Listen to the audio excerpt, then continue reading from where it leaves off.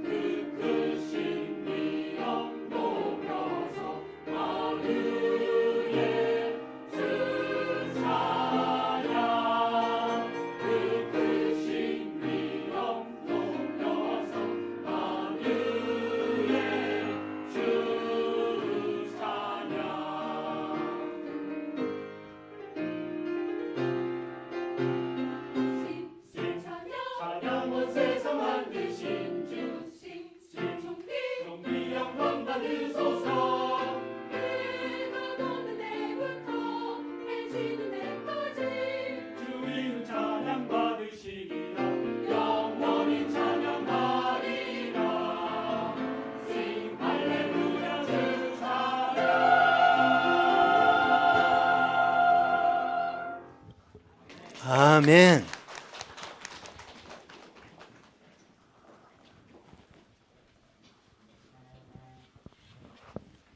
오늘의 말씀입니다. 출애굽기 12장 21절부터 32절입니다. 다 함께 읽겠습니다. 모세가 이스라엘 모든 장로를 불러서 그들에게 이르되 너희는 나가서 너희의 가족대로 어린 양을 택하여 유월절 양으로 잡고 우슬초 묶음을 가져다가 그릇에 담은 피에 적셔서 그 피를 문 임방과 좌우 설주에 뿌리고 아침까지 한 사람도 자기 집 문 밖에 나가지 말라. 여호와께서 애굽 사람들에게 재앙을 내리려고 지나가실 때에 문 임방과 좌우 문설주의 피를 보시면 여호와께서 그 문을 넘으시고 멸하는 자에게 너희 집에 들어가서 너희를 치지 못하게 하실 것임이니라. 너희는 이 일을 규례로 삼아 너희와 너희 자손이 영원히 지킬 것이니 너희는 여호와께서 허락하신 대로 너희에게 주시는 땅에 이를 때에 이 예식을 지킬 것이라. 이후에 너희의 자녀가 묻기를 이 예식이 무슨 뜻이냐 하거든 너희는 이르기를 이는 여호와의 유월절 제사라. 여호와께서 애굽 사람에게 재앙을 내리실 때에 애굽에 있는 이스라엘 자손의 집을 넘으사 우리의 집을 구원하셨느니라 하라 하매 백성이 머리 숙여 경배하니라. 이스라엘 자손이 물러가서 그대로 행하되 여호와께서 모세와 아론에게 명령하신 대로 행하니라. 밤중에 여호와께서 애굽 땅에서 모든 처음 난 것 곧 왕위에 앉은 바로의 장자로부터 옥에 갇힌 사람의 장자까지와 가축의 처음 난 것을 다 치심해 그 밤에 바로와 그 모든 신하와 모든 애굽 사람이 일어나고 애굽에 큰 부르짖음이 있었으니 이는 그 나라의 죽임을 당하지 아니한 집이 하나도 없었음이었더라. 밤에 바로가 모세와 아론을 불러서 이르되 너희와 이스라엘 자손은 일어나 내 백성 가운데에서 떠나 너희의 말대로 가서 여호와를 섬기며 너희가 말한 대로 너희 양과 너희 소도 몰아가고 나를 위하여 축복하라 하며 아멘. 아멘. 우리나라 최대의 명절인 추석 연휴가 시작되었어요. 그래서 추석 연휴 긴 연휴 동안에 어떻게 보내는 게 의미가 좀 있을까 하고 이런저런 생각을 하다가 그럼 예수님은 연휴 동안에 뭘 하실까 이런 생각 좀 해봤어요. 예수님 항상 우리와 같이 하신다는데 예수님 뭐 하실까? 예수님 뭐 특별한 또 집회 이렇게 벌리시면서 다 거리로 올라가실까 어떨까 이런저런 생각하는데 예수님은 꼭 이렇게 하실 것 같아요. 1년 동안 여러 가지 많은 일들 겪으면서 아픔 고통 많은 분들 한 사람 한 사람 조용히 다가가서 그냥 들어주고 고개 끄덕거리며 참 아픔이 많았겠구나 하고 위로해주고 또 셈 주시지 않을까 싶어요. 우리가 추석 연휴 때 예수님의 마음으로 가족들 다가갈 수 있기를 바랍니다. 그냥 많은 것 안 해주고 들어주고 고개만 끄덕거려 그래 해줘도 큰 위로 받을 것 같아요. 꼭 그렇게 해주시기 바랍니다. 오늘은 이스라엘 백성들의 최대의 명절인 유월절에 일어난 사건인데 유월절은 하나님의 어린 양 되신 예수 그리스도를 통한 구원의 은혜를 가장 리얼하게 보여주고 있습니다. 성령님의 큰 감동 속에서 유월절의 어린 양 되신 예수 그리스도의 은혜의 세계 속으로 우리 모두 들어가는 시간이 되기를 축복합니다. 먼저는 유월절의 은혜에 들어가기 전에 첫 번째로 애굽에 내려진 10가지 재앙을 같이 한번 살펴보겠습니다.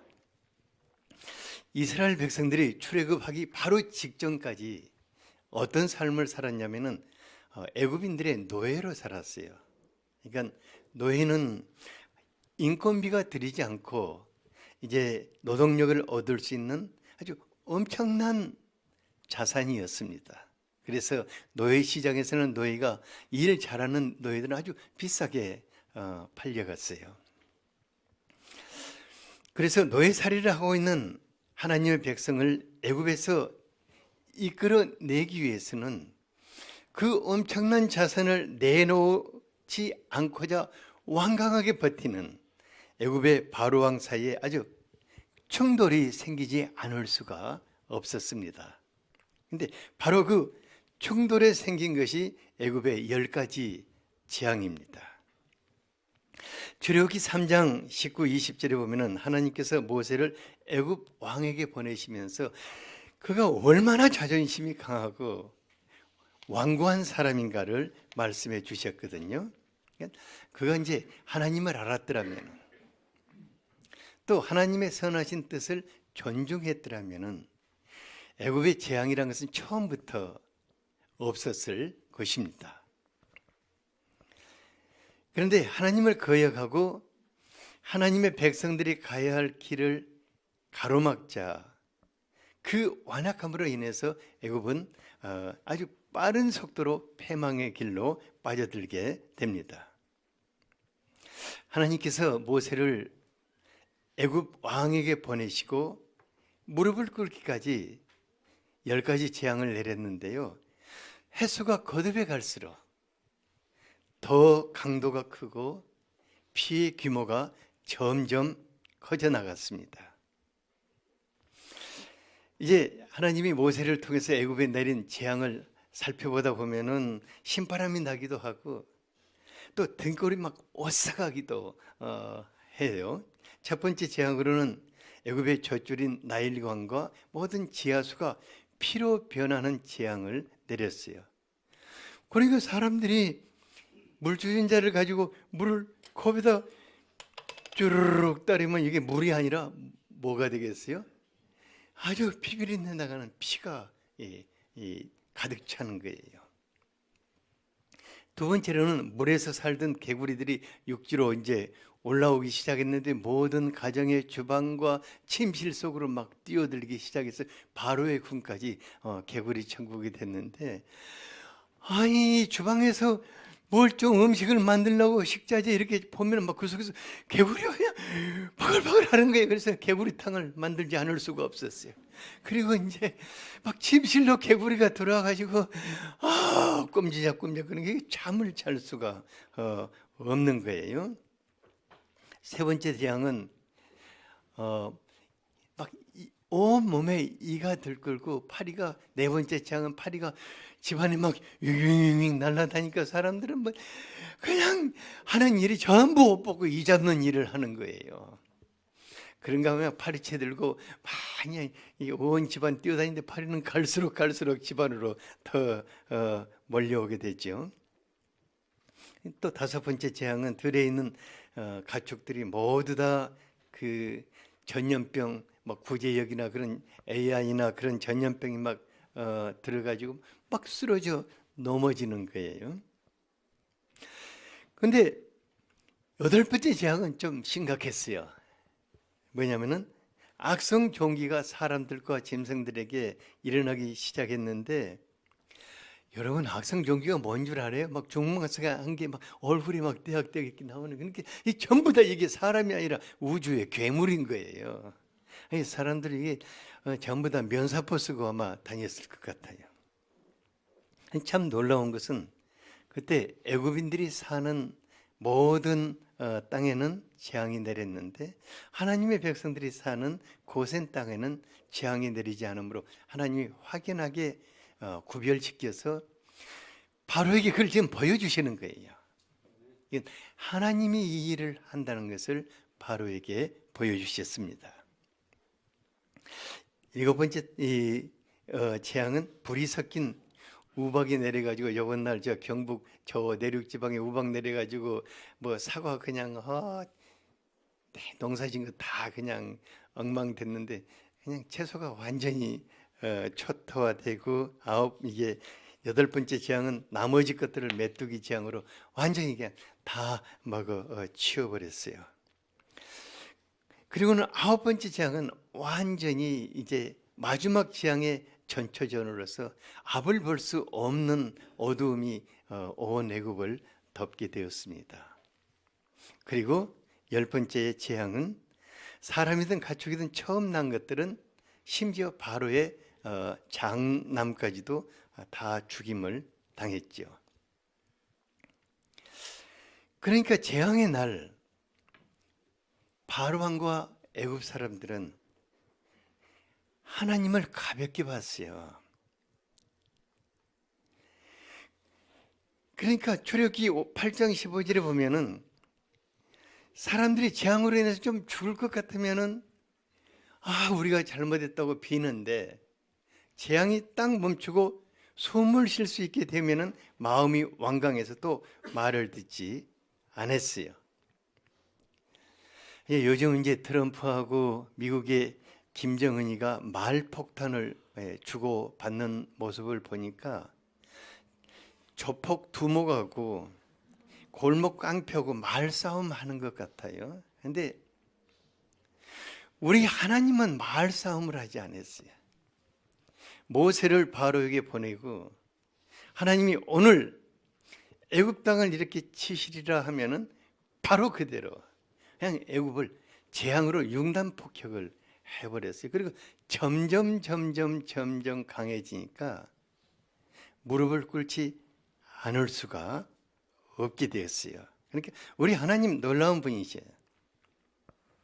그들이 무릎 꿇을 때까지 계속해서 다음 차례 재앙을 준비하고 계시는 거예요. 우리 트럼프 대통령은 내 책상 위에 모든 것이 다 준비됐다 하는데 그건 좀 말뿐인 것 같아요. 그래서 이것이 하나님의 재앙이다 생각되면은 언제 빨리 돌이켜서 하나님 앞에 무릎을 꿇어야겠습니까? 네. 처음 한두 번으로 좋아할 것 같아요. 처음 한두 번은 다 당하거든요. 안 당하면 몰라요. 그럼 이제 세 번째 가서는 얼른 하나님 앞에 무릎을 꿇는 게 좋을 겁니다. 몇 번째 무릎을 꿇는 게 제일 좋다고요? 처음에 무릎 꿇으면 좋고 그건 영적으로 아주 민감한 사람들이고 구름 보고 우산 가지고 가는 사람이고 또 세 번째부터는 무릎 꿇는 게 아주 현명합니다. 옆에 사람에게 적어도 세 번째는 우리 무릎 꿇읍시다. 뭐 구름 떠서 우산 가지고 가면 너무 좋은 사람이고 그러니까 우리 출애굽기 10장 7절을 같이 한번 읽어볼까요? 시작. 바로의 신하들이 그에게 말하되 어느 때까지 이 사람이 우리의 함정이 되리이까 그 사람들을 보내어 그들의 하나님 여호와를 섬기게 하소서. 왕은 아직도 애굽이 망한 줄을 알지 못한 애굽이 하나님의 재앙으로 망하는 것을 다 알았는데 모르는 사람이 딱 한 사람이 있었어요. 그 사람이 누구죠? 바로였어요. 그러니까 바로가 얼마나 서글픈 사람인가, 바로가 얼마나 답답한 사람인가 생각돼요. 근데 바로만 그런 것이 아니라 우리 시대도 하나님을 하나님으로 인정하지 못하는 작은 바로들이 너무너무 많다는 생각이 듭니다. 하나님을 자신의 주권자로 인정하고 사는 사람들은 정말 편하게 살아요.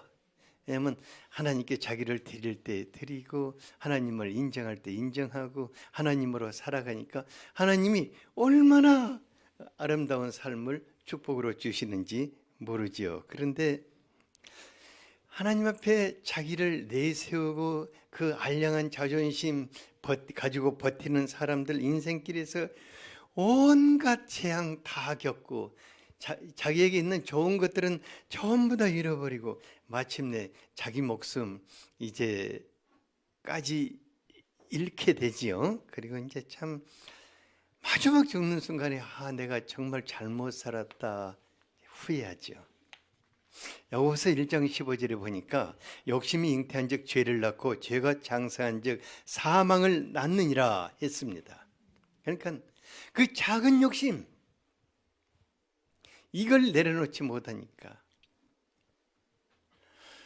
그 노예들을 하나님 앞에 내놓지 못하니까 애굽 전체의 자유민이 재앙을 당하게 된 것 같이 우리가 마땅히 하나님께 드려야 할 것들이 있거든요. 그러니까 하나님의 사람들에게는 더더욱 시간이라든가 물질이라든가 또 헌신들이 있고, 특히 하나님이 우리에게 이것은 내 것이다 정한 것이 있잖아요. 그죠? 성경에 보면서 이것은 내 것이다 하고 전한 것인데 뭐가 있죠? 안식일이 있고, 또 뭐가 있죠? 11조가 있고, 또 뭐가 있죠? 첫 소산이 있어요. 그러니까 하나님이 그건 내 것이다 이렇게 하시는 것은 뭐냐면 바로 그것을 하나님께 드릴 때 그걸 기초로 해서 축복하시기 위해서, 우리와의 지속적인 인격적인 관계성을 가지면서 아버지로서 우리를 축복하기 위해서 주시는 것인데, 그것마저도 그냥 안 내놓고자 하는 분들이 참 많이 있어요. 이게 정말 어리석은 바로와 같이 재앙으로 인해서 다 무너지고 다 잃어버리고 난 다음에 자기 자신도 잃어버리는 것을 볼 수 있습니다. 그래서 작은 것 움켜쥐다가 큰 것 잃어버리는 우리 바보가 되지 맙시다. 옆에 분에게 작은 것 움켜쥐다가 큰 것 잃지 맙시다. 바로 같은 바보가 되지 맙시다. 두 번째로는 하나님의 유월절입니다. 하나님께서 마침내 이스라엘 백성들을 출애굽시키는 영광의 날이 임박했습니다. 출애굽 바로 전날 밤 전야자가 펼쳐졌는데 애굽 사람들에게는 그 밤이 통곡의 밤이 되었고, 하나님의 백성들에게는 해방과 영광의 밤이 되었습니다. 하나님은 하나님의 백성들에게 매우 중요한 일을 한 가지 하라고 명령하셨어요.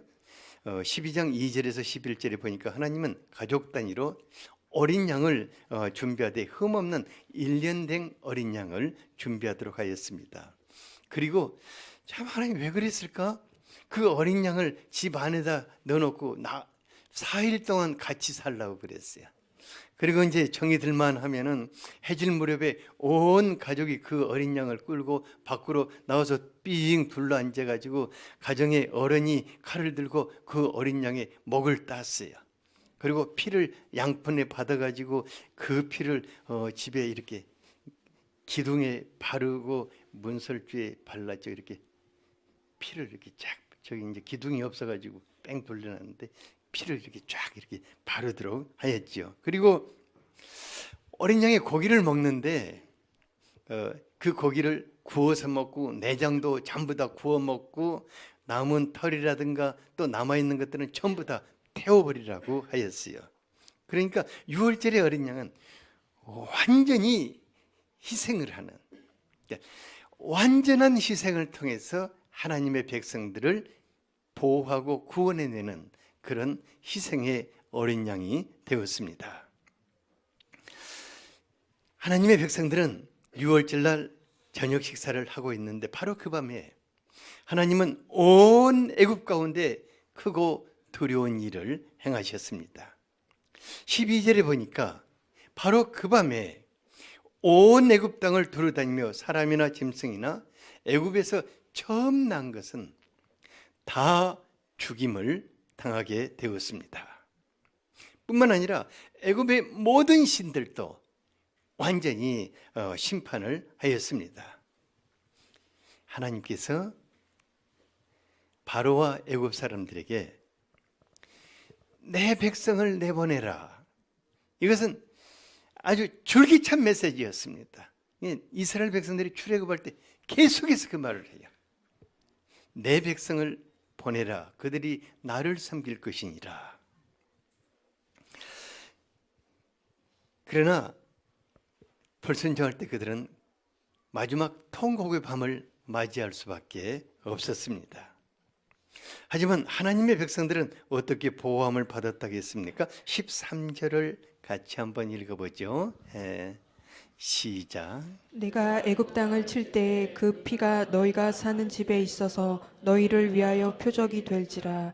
내가 피를 볼 때에 너희를 넘어가리니 재앙이 너희에게 내려 멸하지 아니하리라. 재앙의 사자가 그 이스라엘 백성들에게 넘어갔다고 그래요. 근데 제가 한 가지 여러분들에게 묻고 싶어요. 이스라엘 백성들이 애굽 사람들보다 더 의로워서 넘어갔을까요? 그들의 삶이 더 올곧았을까요?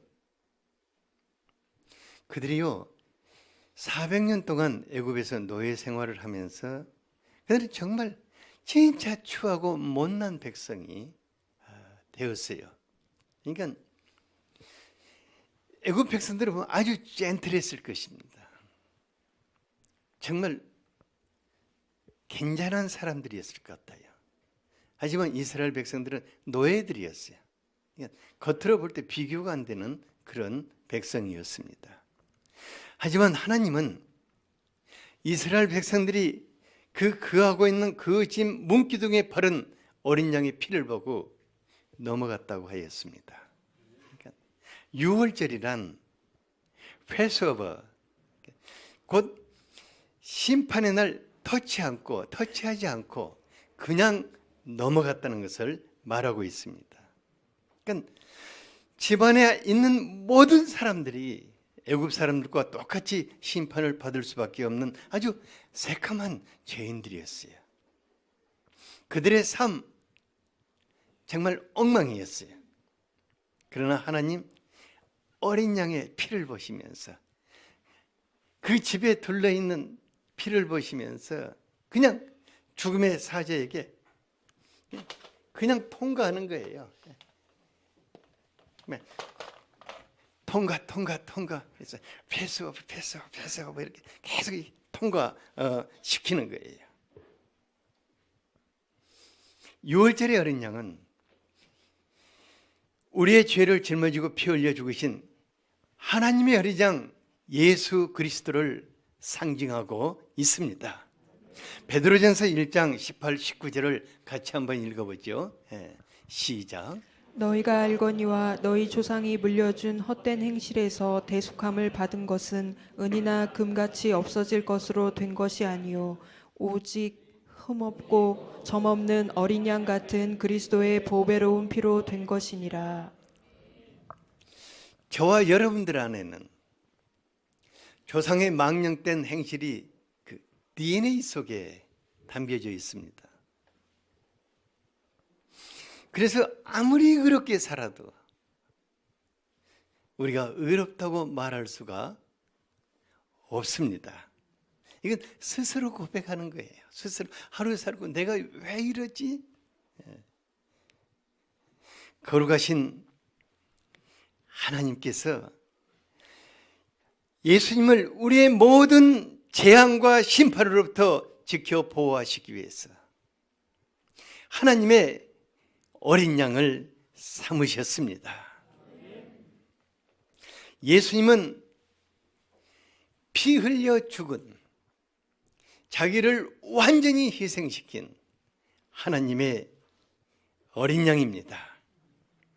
예수님이 십자가에서 흘리신 그 피가 하나님 앞에 심판받아야 마땅할 우리를 가리워 주시는 것입니다. 그래서 하나님이 예수님의 피를 보면서 어렵다고 우리를 안아주실 수 있는 것입니다. 유월절의 어린 양의 피는 추악한 세상을 살아가는 우리를 모든 재앙과 심판으로부터 또한 지켜주십니다. 많은 분들이 우리 시대가 대기오염이 심각하다고 그래요. 특히 요즘 우리나라 막 중국에서 몽골에서 오는 대기오염 심각해서 서울에서 나는 못 살 것 같아요. 그런데 진짜로 심각한 것은 영적인 오염입니다. 사회 구석구석, 사람들의 삶 구석구석 얼마나 이기적이고 사악하고 음란한 기운이 가득한지 몰라요. 정말 그 기운이 가득해요. 창세기 6장 5, 6절에 보니까 노아 시대의 그 사람들의 그 죄악과 세상의 그 가득한 마음에 생각하는 모든 계획들이 다 악할 뿐이란 근데 꼭 우리 시대가 그렇다 하는 생각이 듭니다. 우리 시대는요, 다른 어떤 시대보다도 갖가지 재앙이 가득합니다. 정말 우리가 뉴스를 들으면 막 깜짝깜짝 놀랄 만한 일들이 이 나라 저 나라에서 막 지진 엊그저께 막 멕시코 지진으로 또 막 수백 명 죽고 또 뭐 화산 터진다고 그러고 인도네시아 요즘 또 화산 터진다고 또 막 이제 대피하고 있고 또 뭐 태풍, 홍수, 뭐 산불, 전쟁, 테러, 온갖 질병, 사건, 사고. 근데요, 너무 놀라운 것은 우리나라 사람들은 정말 하나님의 평강이 같이 하시는 것 같아요.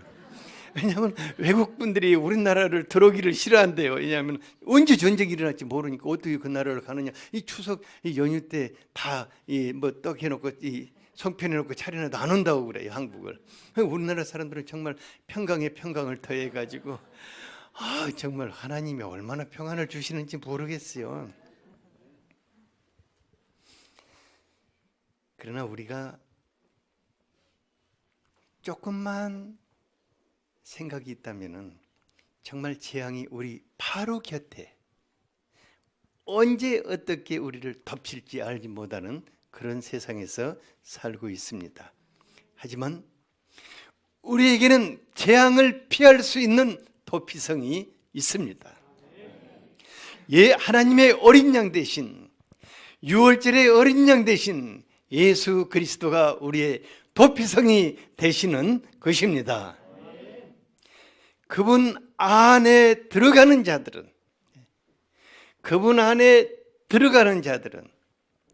재앙이 그들을 덮을 수가 없는 것입니다. 로마서 8장 1, 2절을 같이 한번 읽겠습니다.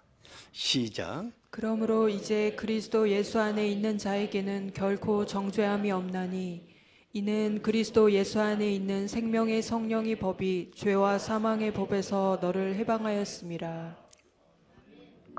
사단은 우리가 범죄할 때마다 우리를 갖가지 재앙으로 공격하고자 합니다. 그러나 어디 안에 있는 자들은 결코 정죄할 수 없습니까?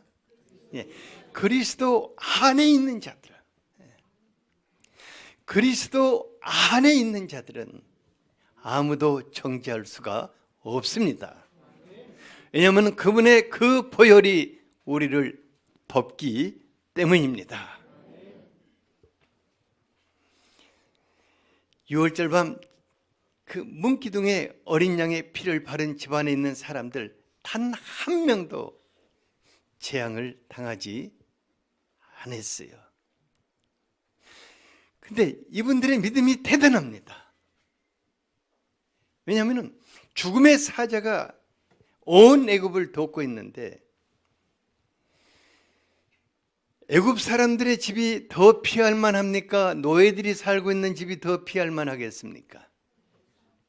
당연히 애굽 사람들은 그쪽으로 갈 수밖에 없었을 것 같아요. 그러나 그들은 어린 양의 피를 문설주에 바르고 그 집안에 꼭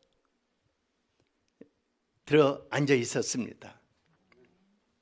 만일 그 중에 어떤 사람이 이건 불안해, 이건 뭐 0.3만 지진이 흔들려도 이건 무너져 하고 애굽집으로 갔다면 그들은 재앙을 피할 수가 없었을 것입니다. 이와 같이 어린 양 대신 예수 그리스도 안에 있는 자들은 그 피가 재앙의 사자로부터 우리를 보호하시는 것입니다. 하지만 예수 그리스도 밖으로 나아가서 끼웃끼웃하는 사람들은 그때부터 온갖 재앙의 타겟이 될 것입니다.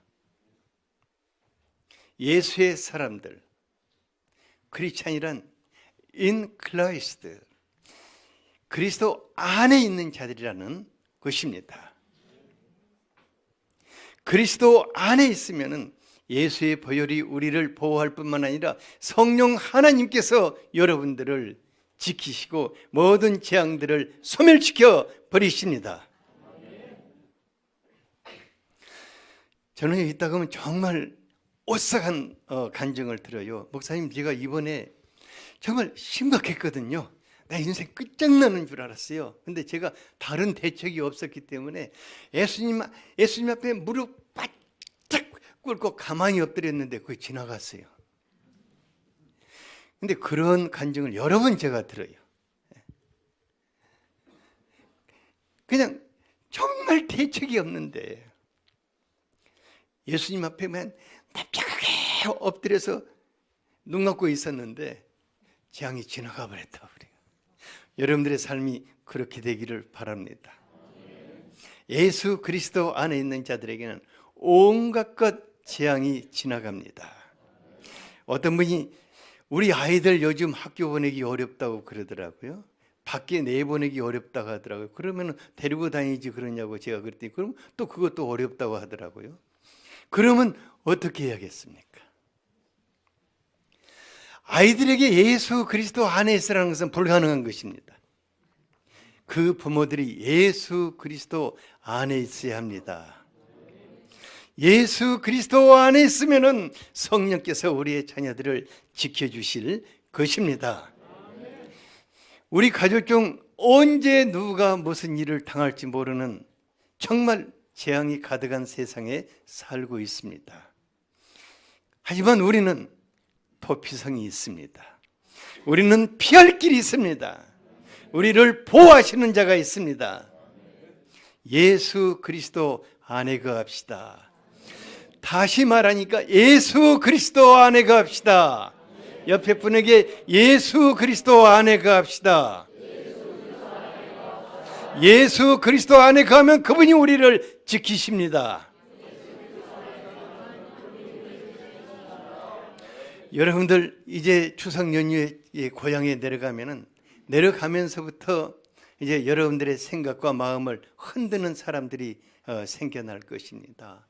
야, 너 요즘 어떻게 그렇게 속 편하게 사느냐? 뭐 나는 이런 일을 하겠다. 보험이 나는 20개나 들어있고 막 어떻게 산다.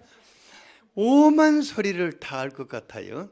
이제 그때 우리가 정신을 잃어버리고 우리의 마음을 열고 이제 그쪽으로 귀 기울이려고 나갔다면 그때부터 우리의 마음은 융단 폭격을 받아가지고 여러분들의 마음이 전쟁터가 될 것입니다. 그리고 다 죽어가지고 오면은 제가 다음 주에 또 살리는 일을 해야 할 것 같아요. 근데 제가요 요즘 그런 힘이 없어요. 그러니까 여러분들이 죽지 말고 와야 합니다. 옆에 분에게 이번 추석에는 죽지 말고 옵시다. 예, 그 여러분들이 저를 위해 기도해 주시기 바랍니다. 오늘 말씀이 여러분들의 말씀이 될 수 있도록 같이 한번 기도하겠습니다.